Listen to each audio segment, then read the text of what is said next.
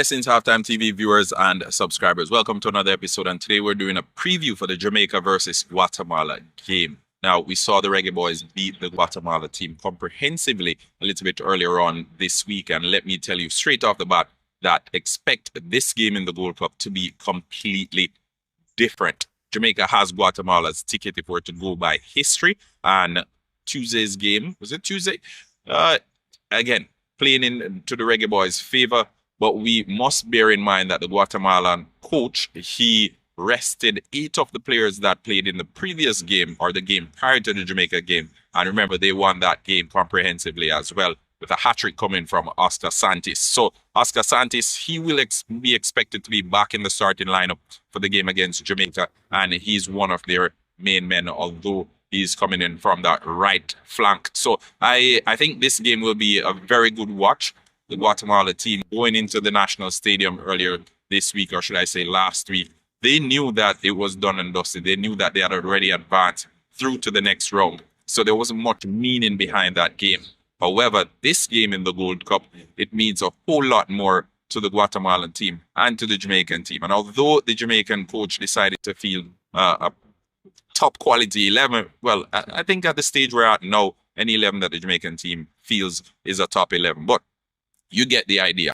Not a lot of changes were made from the prior game for Jamaica in that game. So going into the game against Guatemala on Monday night in the Gold Cup, I expect it to be a very competitive game. I expect the results to be a little bit closer than the 3-0 trashing that we saw Jamaica give Guatemala in the previous week. Oh, and before I even go any further, happy Father's Day to all the fathers. See, I'm wearing my tie here, number 1 dad tie. So happy Father's Day to all the fathers. Keep up the great work. And for those who haven't yet become a father, I hope you enjoy the journey when you finally decide to take it on. All right, so yes, let's get back to the football. Oh, and subscribe to the channel if you haven't yet done so. All right, let's keep the subscriptions going up as we continue our quest for 26,000 subscribers by the end of this month. All right, so remember, keep the conversations going down below. Guatemala, big team as usual. They're ranked over 100. I think they're 106 right now on the FIFA ranking. But that doesn't mean anything coming into tournament football, and the Gold Cup will be no different. Jamaica, they haven't lost an opening game in the Gold Cup for well over a decade. As a matter of fact, the last time they lost an opening game in the Gold Cup was all the way back in 2009. And as far as Concacaf opposition goes, Jamaica hasn't lost a game in the Gold Cup to Concacaf opposition since. Well, Jamaica hasn't lost a game full stop to CONCACAF opposition since they lost to the United States last year in the Gold Cup, that was. So I think this game will prove to be a very intriguing watch. Jamaica's main men, naturally, we're going to expect Warner Brown to be in the starting 11 again. I'll do a video with the predicted 11. I won't use this video to do the predicted 11. So look out for the video with the predicted 11. But I think Warner Brown is the first name on the team sheet. Demari Gray, we spoke about it ahead of the first game, saying we wanted to see him kind of like in the number 10 position. The coach heard what we were saying, and he did just that, because huge chunks of the game against Guatemala the first time around, Demari Gray was coming on the inside and was playing in the number 10, occupying that space in the number 10 position there. So I think this one will be an interesting game because of the expectations for the Jamaican team, because the fans had already seen what Jamaica did to the Guatemala team earlier last week. Then they'll be coming into this one with their tails up.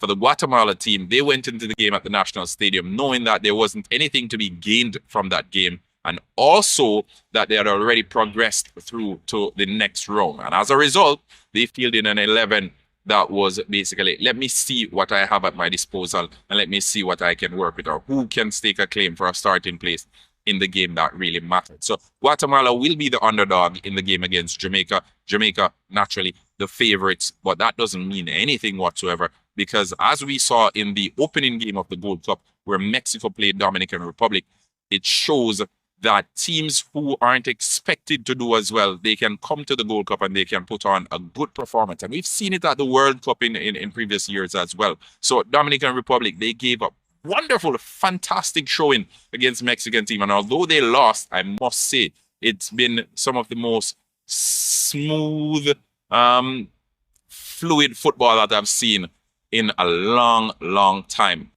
from a team like Dominican Republic. And no disrespect to Dominican Republic, but from an underdog, because usually, underdog teams, they usually play on the counter attack, especially if they don't have that big, they don't have the biggest named players. So that wasn't the case with the Dominican Republic last evening, because they balled Mexico off the park for the second half. Let me put it that way. I think what's his name, Peter. There's this gentleman on the team named Peter. They said he came out of the Real Madrid Academy, but left foot, wicked footballer.